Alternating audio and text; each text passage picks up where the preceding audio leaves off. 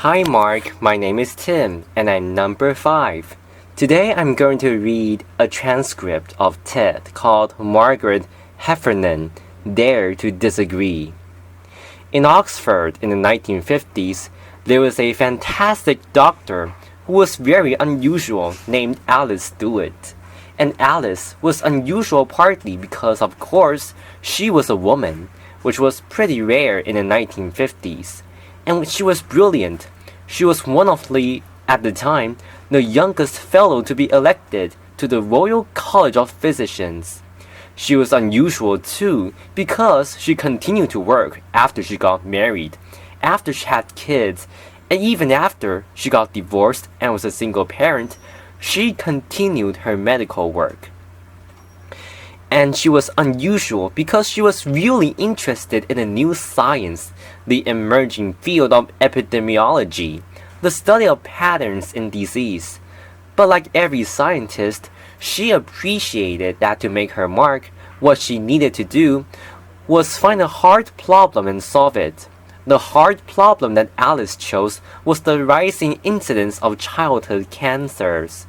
Most disease is correlated with poverty, but in the case of childhood cancers, the children who are dying seem mostly to come from affluent families.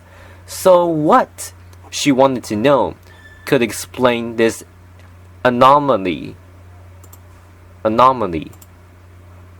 Now, Alice had trouble getting funding for her research. In the end, she got just £1,000 from the Lady Tata Memorial Prize, and that meant she knew she only had one shot at collecting her data. Now, she had no idea what to look for. This really was a needle in a haystack sort of search, so she asked everything she could think of. Had the children eaten boiled sweets? Had they consumed colored drinks? Did they eat fish and chips? Did they have indoor or outdoor plumbing? What time of life had they started school? And when her carbon copy questionnaire started to come back, one thing only jumped out with the statistical clarity of a kind that most scientists can only dream of. By a rate of 2 to 1, the children who had died had had mothers who had been X-rayed when pregnant. Now that finding flew in the face of conventional wisdom. Conventional wisdom held that everything was safe up to a point, a threshold. It flew in the face of conventional wisdom, which was huge enthusiasm for the cool new technology of that age, which was the X-ray machine. And it flew in the face of doctors' idea of themselves, which was as people who helped patients, they didn't harm them. Nevertheless, Alice Stewart rushed to publish her preliminary findings in The Lancet in 1956. People got very excited. There was talk of the Nobel Prize, and Alice really was in a big hurry to try to study all the cases of childhood cancer she could find before they disappeared. In fact, she need not have hurried. It was fully 25 years before the British and American medical establishments abandoned the practice of X-raying pregnant women. The data was out there. It was open. It was freely available. But nobody wanted to know. A child a week was dying, but nothing changed. Openness alone can drive change. So for 25 years, Alice Stewart had a very big fight on her hands. So how did she know that she was right? Well, she had a fantastic model for thinking. She worked for a statistician named George Kneale, and George was pretty much everything that Alice wasn't. So, Alice was very outgoing and so sociable, and George was a recluse. Alice was very warm, very empathetic with her patients. George frankly preferred numbers to people, but he said this fantastic thing about their working relationship. He said, "My job is to prove Dr. Stewart wrong." He actively sought disconfirmation. Different ways of looking at her models, at her statistics, different ways of crunching the data in order to disprove her. He saw his job as creating conflict around her theories, because it was only by not being able to prove that she was wrong that George could give Alice the confidence she needed to know that she was right. It was a fantastic model of collaboration, thinking partners who aren't echo chambers. I wonder how many of us have or dare to have such collaborators. Alice and George were very good at conflict. They saw it as thinking. So what does that kind of constructive conflict require? Well, first of all, it requires that we find people who are very different from ourselves. That means we have to resist the biological drive, which means that we really prefer people mostly like ourselves. And it means we have to seek out people with different backgrounds, different disciplines, different ways of thinking, and different experience, and find ways to engage with them. That requires a lot of patience and a lot of energy. And the more I've thought about this, the more I think, really, that's a kind of love. Because you simply won't commit that kind of energy and time if you don't really care. And it also means that we have to be prepared to change our minds. Alice's daughter told me that every time Alice went head to head with a fellow scientist, they made her think and think and think again. My mother, she said, my mother didn't enjoy a fight, but she was really good at them. So it's one thing to do that in a one-to-one relationship, but it strikes me that the biggest problems we face, many of the biggest disasters that we've experienced, mostly haven't come from individuals, they've come from organizations, some of them bigger than countries, many of them capable of affecting hundreds, thousands, even millions of lives. So how do organizations think? Well, for the most part, they don't. And that isn't because they don't want to. It's really because they can't. And they can't because the people inside of them are too afraid of conflict.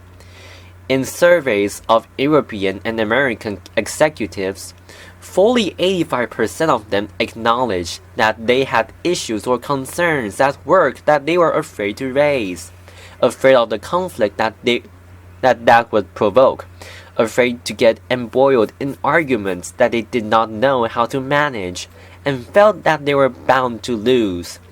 85% is a really big number. It means that organizations mostly can't do what George and Alice so triumphantly did. They can't think together. And it means that people like many of us who have run organizations and gone out of our way to try to find the very best people we can, mostly fail to get the best out of them. So how do we develop the skills that we need? Because it does take skill and practice too. If we aren't going to be afraid of conflict, we have to see it as thinking, and then we have to get really good at it. So recently, I worked with an executive named Joe, and Joe worked for a medical device company. And Joe was very worried about the device that he was working on. He thought that it was too complicated, and he thought that its complexity created margins of error that could really hurt people. He was afraid of doing damage to the patients he was trying to help. But when he looked around his organization, nobody else seemed to be at all worried. So he didn't really want to say anything. After all, maybe they knew something he didn't. Maybe he looked stupid, but he kept worrying about it. And he worried about it so much that he got to the point where he thought the only thing he could do was leave a job he loved. In the end, Joe and I found a way for him to raise his concerns. And what happened then is what almost always happens in this situation. It turned out everybody had exactly the same questions and doubts. So now Joe had allies. They could think together. And yes, there was a lot of conflict and debate and argument. But that allowed everyone around the table to be creative, to solve the problem, and to change the device. Joe was what a lot of people might think of as a whistleblower, except that, like almost all whistleblowers, He wasn't a crank at all. He was passionately devoted to the organization and the higher purposes that that organization served. But he had been so afraid of conflict until finally he became more afraid of the silence. And when he dared to speak, he discovered much more inside himself and much more given the system than he had ever imagined. And his colleagues don't think of him as a crank. They think of him as a leader. So how do we have these conversations more easily and more often? Well, the University of Delft requires that its PhD students have to submit 5 statements that they are prepared to defend. It doesn't really matter what the statements are about. What matters is that the candidates are willing and able to stand up to authority. I think it's a fantastic system, but I think leaving it to PhD candidates is far too few people and way too late in life. I think we need to be teaching these skills to kids and adults at every stage of the development if we want to have thinking organizations and a thinking society. The fact is that most of the biggest catastrophes that we've witnessed rarely come from information that is secret or hidden.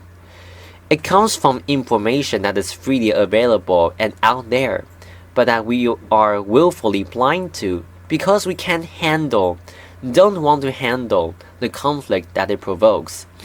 But when we dare to break that silence, or when we dare to see, and we create conflict, we enable ourselves and the people around us to do our very best thinking. Open information is fantastic. Open networks are essential. But the truth won't set us free until we develop the skills and the habit, and the talent and the moral courage to use it.